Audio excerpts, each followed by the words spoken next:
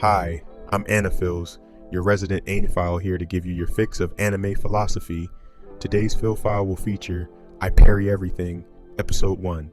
Imagine you're 12 years old, dreaming of becoming an adventurer, slaying dragons, protecting kingdoms, living out the stories you've only heard in legends. That's Noor, our main character, but Noor's journey is anything but ordinary. The anime starts with Noor caring for his ailing mother in a small, humble home. She is clearly weak, but her final words to him are powerful. Live the life you wish to lead. It's a simple yet profound sentiment. In that moment, Noor's mother gives him permission to pursue his dreams, even though their life together has been one of hardship. Shortly after, Noor finds his mother has passed away. His reaction isn't what we often expect in such moments. He doesn't break down or collapse in grief. Instead, he continues forward with a quiet determination, cooking, cleaning, doing the daily chores with a stoic resolve. Philosophically, Noor embodies an ancient truth. Life in its purest form is not about avoiding suffering, but finding meaning within it. Viktor Frankl, a Holocaust survivor and psychiatrist, once said that those who have a why to live can endure almost any how. Noor finds his why not in a dramatic calling or grandiose vision, but in the echo of his mother's final words and the stories his father used to tell him about adventurers slaying dragons, protecting kingdoms, and living lives of purpose. Noor decides that he will become one of those adventurers, no matter the cost.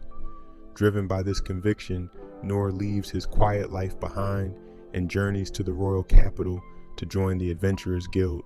But reality, as it so often does, throws cold water on his dreams. The guildmaster tells him he's too young, too unskilled. He has no business being an adventurer. But Noor doesn't quit. He's given a choice of 6 classes to train under 6 different instructors, each teaching a different skill: swordsmanship, physical enhancement, archery, magic, and so on. But after months of grueling training, Noor has only mastered a single skill: parry. In the world of adventurers, parrying is considered a basic, almost laughable skill.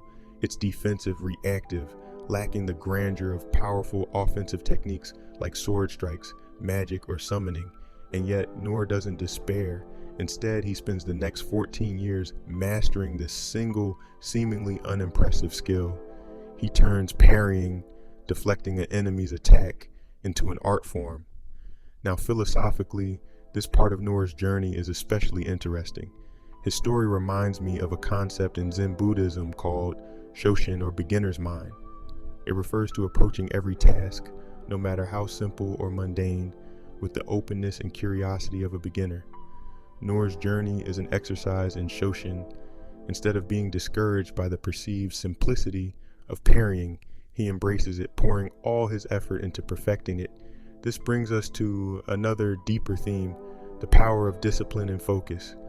Noor's choice to master parrying, despite its perceived uselessness, speaks to the idea that true mastery isn't about learning everything, but about deeply understanding and honing a few things. In an era of constant distraction and a pressure to become a jack of all trades, Noor's singular focus is almost revolutionary. He teaches us that one doesn't need an arsenal of skills to succeed, but rather an unrelenting dedication to one. 14 years later, Noor returns to the guild, still having only mastered parry. The guild master is stunned. He offers Noor the lowest adventurer rank, an F class.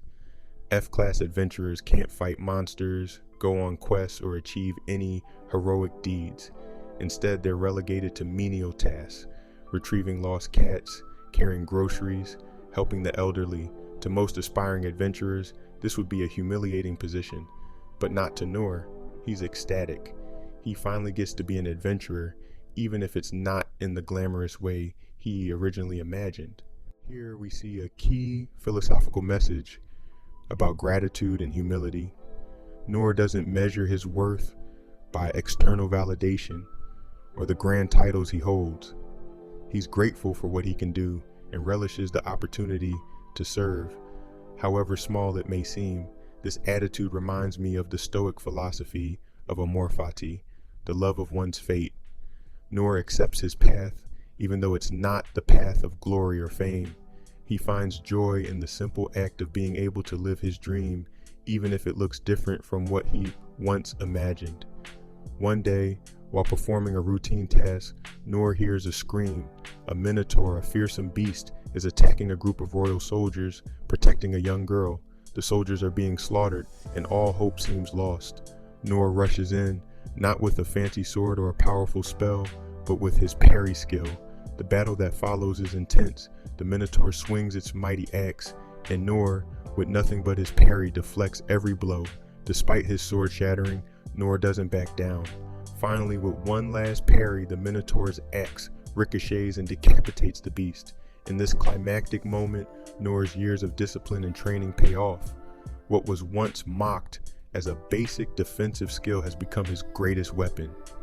This moment highlights an essential philosophical idea, that mastery of the self, of one's own limitations and abilities, can often lead to extraordinary outcomes. Noor's victory isn't just about defeating a powerful enemy, it's about overcoming the limits placed on him by others and by society. The philosophical takeaway here is powerful. Don't underestimate the value of what you have, no matter how insignificant it seems. Noor's journey teaches us that even the simplest of abilities, when honed with patience and dedication, can lead to greatness. It also reminds us that discipline and focus are often more valuable than raw talent or power. Noor isn't the strongest or the most skilled, but his unshakable resolve to master what he can do turns him into an unlikely hero. Another key message in Noor's story is the importance of defining your own success. For Noor, being an adventurer isn't about glory, fame, or slaying dragons. It's about living the life he wishes to lead, as his mother once told him. He finds fulfillment in his journey, even when it doesn't look like the traditional path of a hero. In the end, Noor's journey asks us to consider what it means to truly live the life we wish to lead. His story is a reminder that dreams don't have to be grand to be meaningful, and that greatness can come from mastering even the smallest of skills. It's not about how many abilities you have, it's about how deeply you commit to perfecting the ones you do. Until next time, stay philosophical.